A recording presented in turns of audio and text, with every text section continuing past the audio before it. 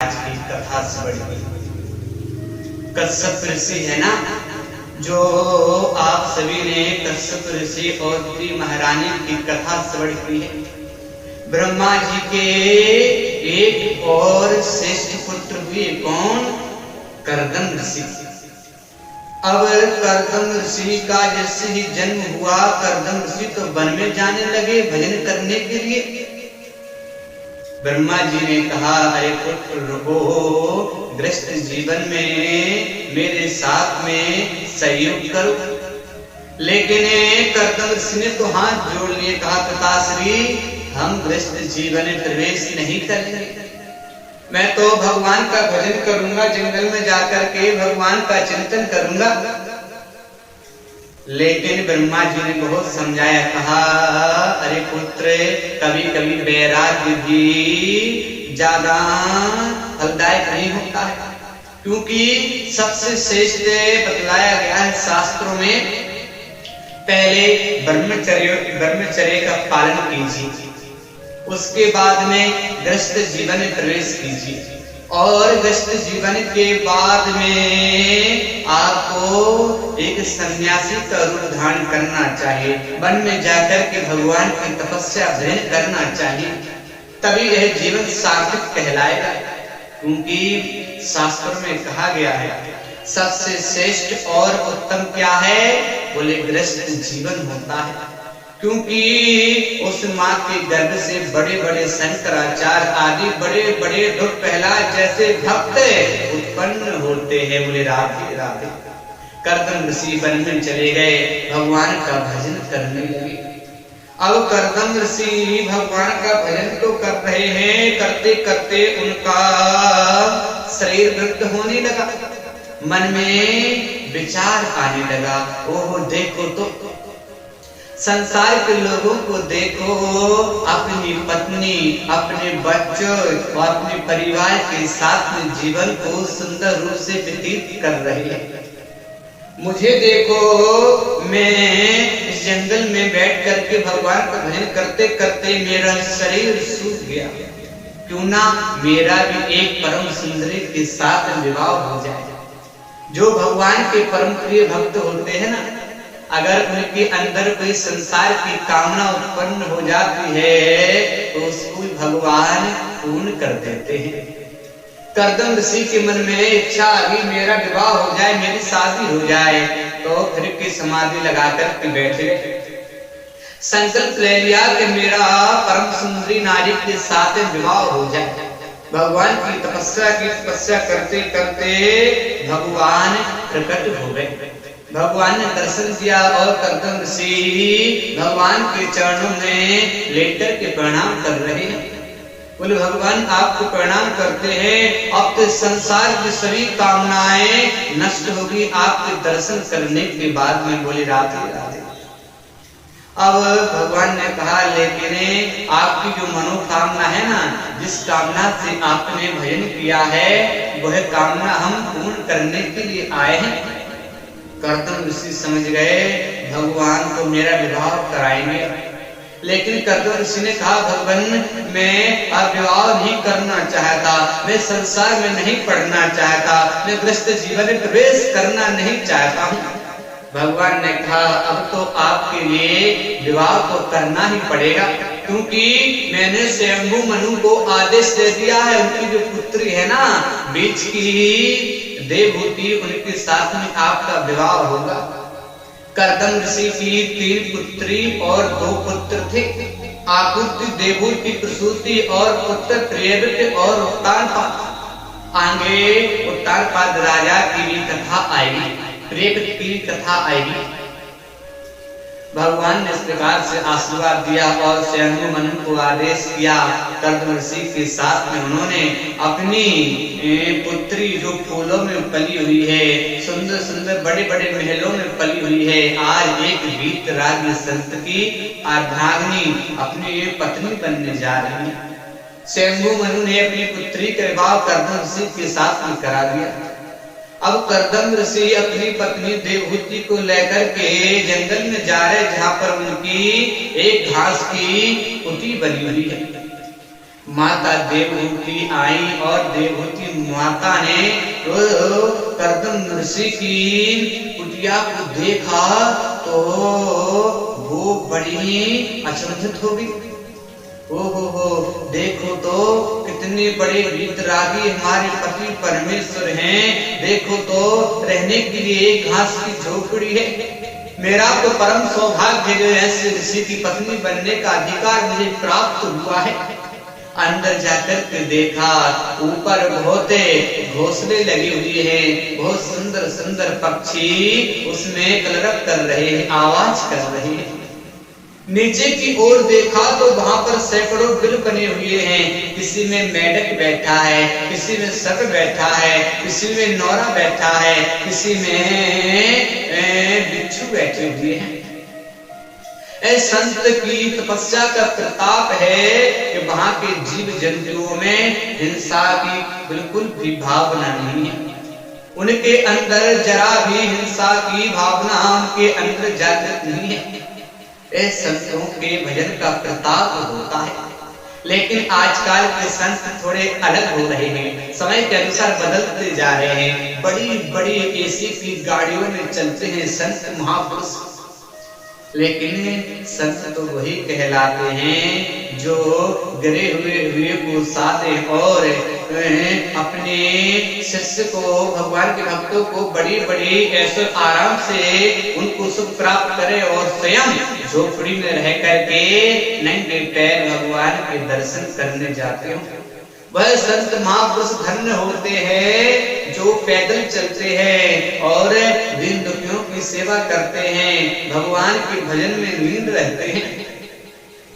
जब आप बद्री विशाल नाथ जाओगे ना तो वहां पर कंजराओं में बड़े ऐसे पहाड़ों पर बड़े बड़े वीतरागी संत महापुरुष मिलेंगे आपको। मैं जब कम से कम 2012-13 में बद्री विशाल के दर्शन करने का सौभाग्य प्राप्त हुआ था मुझे। मैंने वहां दर्शन किए थे जहां पर श्री वेद व्यासी ने भागवत जी को लिखा है।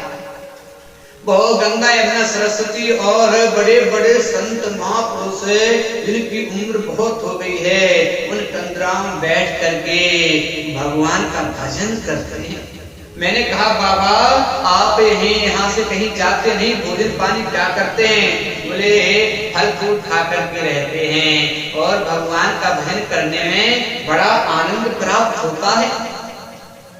आगे चल करके कर्दम ऋषि भगवान का भजन करने के लिए बैठे, समाधि लग गई और 40 वर्षों तक माता देवहूति ने कर्दम ऋषि की सेवा की है। जब उनकी समाधि खुली तो कहा देवी आप कौन है, आपका परिचय क्या है? तो माता देवहूति कहते स्वामी मैं आपकी पत्नी हूँ, जो मेरे पिता स्वयं मनु है ना, उन्होंने आपके साथ मेरा विवाह किया था। ध्यान आया, बोले ओहो देवी आप इतने वर्षों तक रही हो, तुष्टो हम तब मान अभिमान गाया, शुश्रूषया परमया परया च भक्त्या। देवी आपकी सेवा से मैं बड़ा प्रसन्न हो गया हूँ, मांगो क्या चाहिए? माता देवहूति कहती है स्वामी मेरा तो एक ही संकल्प था, जब आप समाधि से उठेंगे तब उसके बाद मेरा ग्रस्त जीवन प्रारंभ होगा। कर्दम ऋषि उनकी भावना को समझ गए और अपनी तपस्या के द्वारा उन्होंने एक सरोवर प्रकट किया और उस सरोवर के अंदर 9 मंजिल वाला महल प्रकट हो गया। भक्तवत्सल भगवान की जय। अब उसमें सरोवर में माता देवहूति और कर्दम ऋषि ने यही डुबकी लगाई। कर्दम ऋषि 16 वर्ष के हो गए, देवहूति कर्दम ऋषि 20 वर्ष के हो गए और देवहूति 16 वर्ष की हो गई। इन्हीं कर्दम ऋषि के यहाँ नवदा भक्ति प्राप्त हुई। 9 कन्याओं ने इनके यहाँ जन्म लिया और 10वीं संतान के रूप में भगवान कपिल पधारे। बोले कपिल भगवान की जय। थोड़ा आपके लिए संक्षिप्त में कथा श्रवण करा रहे हैं। थोड़ी कथा छूट जाती है तो आप ये सोचना कि याद नहीं है, थोड़ा जल्दी जल्दी कथा श्रवण कराने का प्रयास कर रहे हैं। क्यों? समय कम है। यह समय तो बड़ा प्रबल है भैया, इसमें तो जितनी ही अपनी कथा सुनाना चाहें उतनी कथा सुना सकते, लेकिन एक समय सीमा भी होती है ना। अभी आप लोग कहेंगे कि बहुत समय हो गया, अभी तक कथा का समापन नहीं हुआ है। तो इधर कर्दम ऋषि के यहाँ जैसे ही कपिल भगवान ने अवतार लिया, कपिल भगवान की दिव्यमयी मनोहरमयी छवि को कर्दम ऋषि ने अपने मन मंदिर में विराजमान कर ली और कहा, देवी आप जानो और आपके पुत्र जाने, हम तो जंगल में तपस्या करने जा रहे हैं। कर्दम ऋषि जंगल में चले गए भगवान का भजन करने के लिए। इधर माता देवहूति के अंदर थोड़ा बहुत संत महापुरुषों का संग प्राप्त होता है ना, उसका रंग तो चढ़ता ही है। अब माता देवहूति ने कपिल भगवान को प्रातः काल सुंदर स्नान कराया। स्नान कराने के बाद में माता देवहूति ने कपिल भगवान को वस्त्र पहनाए, सुंदर फूलों की माला पहनाई, माथे में चंदन लगाया और एक व्यास गद्दी पर विराजमान कर दिया। आज की पूजा कर रही कपिल भगवान कहते, माता यह उल्टी गंगा क्यों आप बहा रही हो?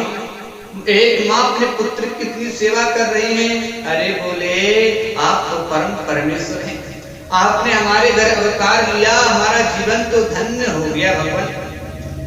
और माता देवहूति ने कपिल भगवान से सीधा प्रश्न कर दिए।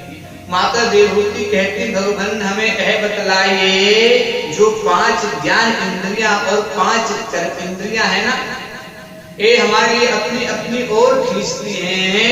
इन इंद्रियों को बस में कैसे करें? क्योंकि नासिका कहते सुंदर सुगंध को सूंघो, कान कहते सुंदर संगीत सुनो, मुख कहता है जीव जो खतरनाक रसना है ना, यह कहते सुंदर सुंदर पदार्थों का सेवन करो। तो इन इंद्रियों को बस में आखिर कैसे करें, आप कृपा करके बतलाइए। और हे भगवान हमें यह बतलाइए, बंधन किसका होता है? बंधन आत्मा का होता है, शरीर का होता है, आखिर बंधन होता किसका है?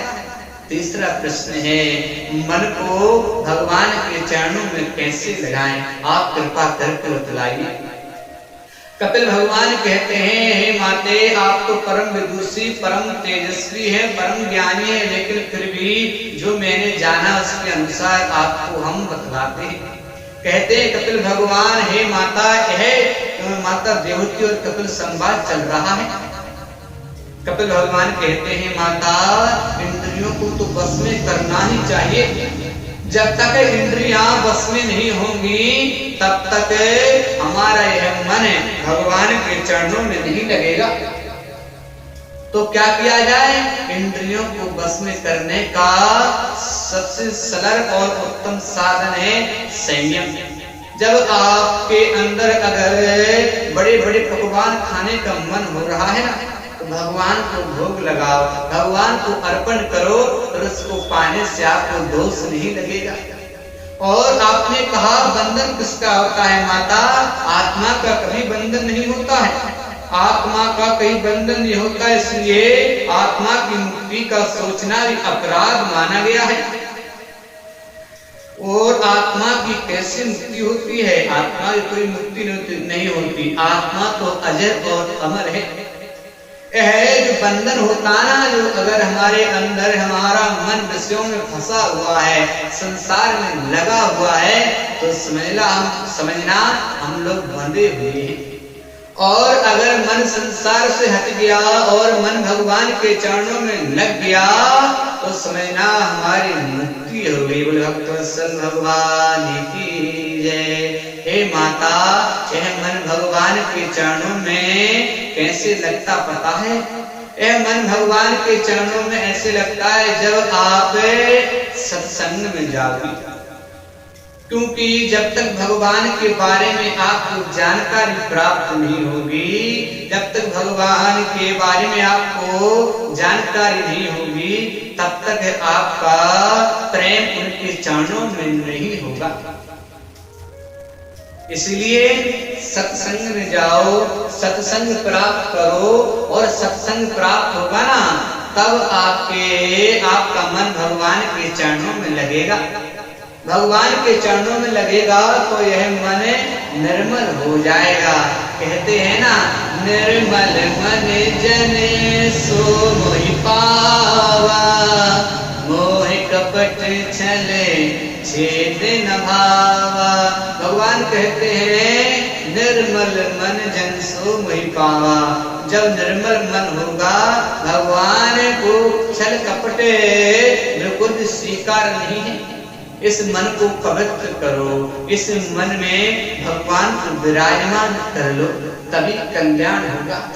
हे माता, जब आप सत्संग में जाओगी, भगवान की कथा सुनोगी संतों के मुखार बिंद से, तब यह मन भगवान के चरणों में लगेगा। इस प्रकार से कपिल भगवान कहते हैं, और माता भगवान से, भगवान के चरणों में और भगवान की भक्ति करने की 3 धाराएं हैं। कौन कौन सी? विश्वासो फलदाय का विश्वास करो, समर्पण हो जाओ, और उसके बाद में क्या कहते, संबंध जोड़ो। समर्पण, संबंध और एक। इस प्रकार से जब यह आप जीवन में अपनाओगे तो अवश्य आपका कल्याण हो जाएगा। क्योंकि जाने बिन होए नहीं प्रीति, जब तक आप भगवान को नहीं जानोगी तो आपका मन भगवान के चरणों में कैसे लगेगा। भगवान के चरणों में अगर मन नहीं लगेगा तो आपका कल्याण होगा कैसे। इसीलिए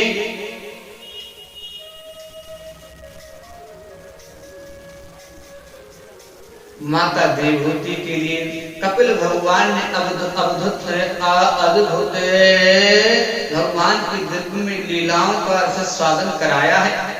और इसके बाद में कपिल भगवान कहते हैं, माता जब आप भगवान के चरणों में विश्वास करोगी, संबंध जोड़ोगी और समर्पित हो जाओगी, तो इस संसार से आपका सब रिश्ता नाता टूट जाएगा। इस प्रकार से जब आप भगवान के चरणों में अनन्य प्रेम करोगी, भगवान की लीला को श्रवण करोगी और 3 बातों को याद रखोगी, तो आपका अवश्य कल्याण हो जाएगा। माते भगवान कपिल इस प्रकार से माता देवहूति के लिए श्रवण करा रहे थे। और जब भक्ति की 10वीं धारा में पहुंच जाता है, उसका सारा शरीर पानी बन जाता है। वही परिस्थिति आज माता देवहूति के साथ में हो रही है। माता देवहूति का जो शरीर है ना, वो सारा पानी बन गया और एक सिद्धिदा नाम की नदी बनकर के बहने लगी। बोले राधे राधे। कपिल भगवान ने उस जल का आचरण किया और कपिल भगवान गंगा सागर क्षेत्र में चले गए। बोले कपिल भगवान की जय। इस प्रकार से माता देवहूति, कर्दम ऋषि और कपिल भगवान की आप सभी के लिए कथा श्रवण कराई। यह माता देवहूति का वंश आगे नहीं चला। जो शंभु मनु की 3 पुत्री थी ना, आकृति, देवहूति, प्रसूति, जो आपके लिए देवहूति का यह चरित्र कथा आप लोगों ने श्रवण की है। आगे आकृति और प्रसूति, जो प्रसूति नाम की बहन है ना, उनका विवाह प्रजापति दक्ष प्रजापति के साथ में हुआ। आकृति का विवाह श्री ऋषि प्रजापति के साथ में हुआ। इन्हीं ऋषि प्रजापति के यहाँ एक दिनान भगवान का अवतार हुआ था। एक दिनान भगवान की जय। प्रसूति महारानी का विवाह दक्ष प्रजापति के साथ में हुआ।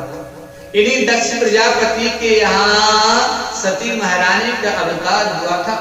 जिन सती महारानी का विवाह भगवान शंकर के साथ में हुआ। भगवान शंकर से दक्ष प्रजापति द्वेष मानता था और अनाहुत होने के कारण सती ने अपने पिता का अपने पति परमेश्वर भगवान शंकर का आदर सम्मान नहीं देखा यज्ञ में, तो उन्होंने अपने प्राणों को अपने शरीर में योग अग्नि के द्वारा उसी यज्ञ मंडप में अपने प्राणों को त्याग दिया था।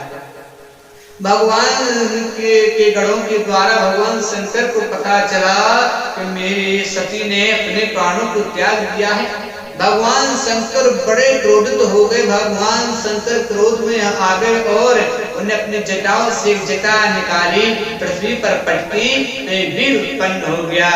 वीरभद्र जी महाराज की है। और वीरभद्र ने सभी यज्ञवासियों के लिए दंड दिया है और दक्ष का सिर काट करके ओम दक्षाय स्वाहा करके यज्ञ को विध्वंस कर दिया।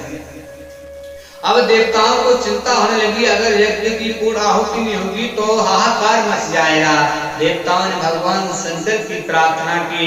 भगवान शंकर प्रसन्न हो गए और भगवान शंकर पधारे, दक्ष को बकरे का सिर लगाया और पूर्ण आहुति की। जैसे ही उसमें से यज्ञनारायण भगवान प्रकट हो गए।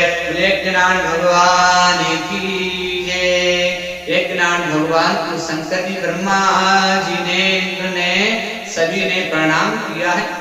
और भगवान शंकर सती का देह लेकर के जैसे ही कैलाश पर्वत की ओर आए, तो मेरे भाई जहां जहां पर उन सती महारानी का देह गिरा है, वहां वहां एक सिद्ध योगी पीठ उत्पन्न हो गई। बोले भूत भावन शंकर भगवान की जय। इस प्रकार से आप लोगों के लिए भगवान शंकर और सती महारानी का चरित्र श्रवण कराया छोटे से संक्षिप्त रूप में। आगे चल करके बहुत सुंदर कथा आती है। भगवान